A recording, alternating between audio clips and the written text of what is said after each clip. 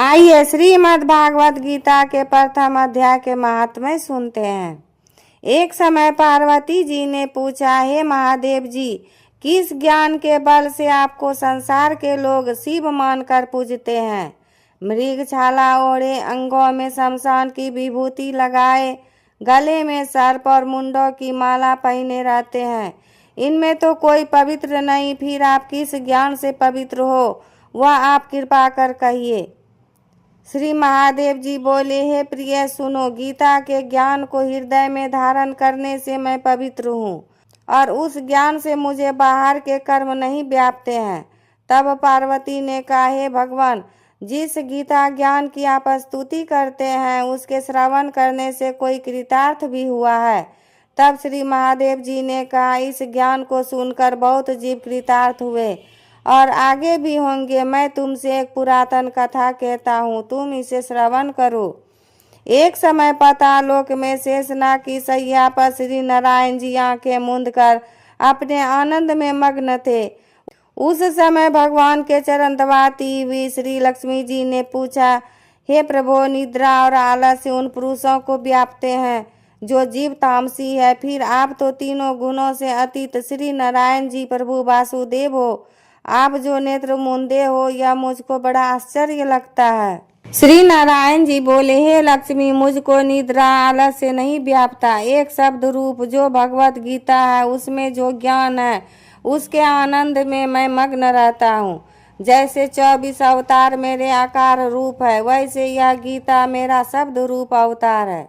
इस गीता में यह मेरे अंग है। 5 अध्याय मेरा मुख है, 5 अध्याय मेरी भुजाएं हैं, 5 अध्याय मेरा हृदय और मन है, 16वां अध्याय मेरा उदर है, 17वां अध्याय मेरी जंघा है, 18वां अध्याय मेरे चरण है। संपूर्ण गीता के जो श्लोक हैं वह मेरी नाड़ियां हैं और जो गीता के अक्षर हैं वे मेरे रोम हैं।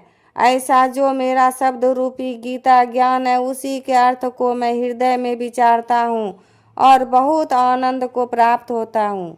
श्री लक्ष्मी जी बोली, हे श्री नारायण जी, जब श्री गीता का इतना ज्ञान है तो उसी को सुनकर कोई जीव कृतार्थ भी हुआ है, सो मुझसे कहिए। तब श्री नारायण जी ने कहा, हे लक्ष्मी, गीता ज्ञान को सुनकर बहुत जीव कृतार्थ हुए हैं, सो तुम सुनो। श्रवण नामक शूद्र वर्ण का एक प्राणी था जो चंडालों के कर्म करता था और तेल लवण का व्यापार करता था।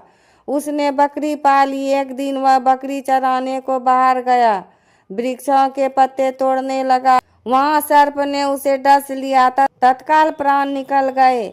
मरकर उसने बहुत नरक भोग कर फिर बैल का जन्म पाया। उस बैल को भिक्षुक ने मोल लिया। वह भिक्षुक उस पर चढ़कर सारा दिन भिक्षा मांगता था।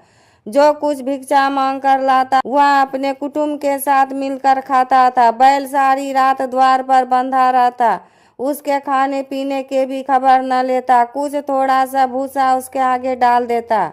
जब दिन चढ़े फिर बैल पर चढ़कर मांगता फिरे। कई दिन गुजरे तो वह बैल भूख के मारे गिर पड़ा, पर उसके प्राण छूटे नहीं। नगर के लोग उसे देखकर कोई तीर्थ का फल दे, कोई व्रत का फल दे, पर उस बैल के प्राण छूटे नहीं। एक दिन एक गणिका आई। उसने मनुष्यों से पूछा, यह भीड़ कैसी है? तो उन्होंने उससे कहा, इस बैल के प्राण जाते नहीं। हम लोग अनेक पुण्यों का फल दे रहे हैं तो भी इसकी मुक्ति नहीं होती। तब गणिका ने कहा, जो कर्म मैंने किया है उसका फल इस बैल के निमित्त दिया। इतना कहते ही बैल की मुक्ति हो गई। तब बैल ने एक ब्राह्मण के घर जन्म लिया। पिता ने इसका नाम सुशर्मा रखा। जब यह बड़ा हुआ, पिता ने इसको विद्या में दक्ष किया। तब भी इसको पिछले जन्म की सुध रही थी। यह अति सुंदर हुआ। इसने एक दिन मन में विचार किया, जिस गणिका ने मुझको बैल की योनि से छुड़ाया उसका दर्शन करूं। विप्र चलता चलता गणिका के घर गया और कहा, तू मुझे पहचानती है? गणिका ने कहा, मैं नहीं पहचानती। तू कौन है? मेरा तेरा क्या पहचान है? तू विप्र, मैं वैश्या। तब विप्र ने कहा, मैं वही बैल हूँ जिसको तुमने अपना पुण्य दिया था। तब मैं बैल की योनि से छूटा था। अब मैंने विप्र के घर जन्म लिया हूँ। तू अपना वह पुण्य बता। गणिका ने कहा, मैंने अपने जाने कोई पुण्य नहीं किया, पर मेरे घर एक तोता है, वह सवेरे कुछ पढ़ता है, मैं उसके वाक्य सुनती हूँ। उस पुण्य का फल मैंने तेरे निमित्त दिया था।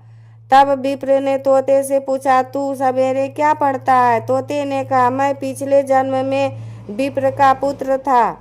पिता ने मुझे गीता के पहले अध्याय का पाठ सिखाया था। एक दिन मैंने गुरुजी से कहा, मुझको गुरु ने क्या पढ़ाया है? तब गुरुजी ने मुझे शाप दिया कि तू तोता हो जा। तब मैं तोता हुआ। एक दिन बहेलिया मुझे पकड़ ले गया। एक विप्र ने मुझे मोल लिया। वह विप्र अपने पुत्र को गीता का पाठ सिखाता था। तब मैंने भी वह पाठ सीख लिया।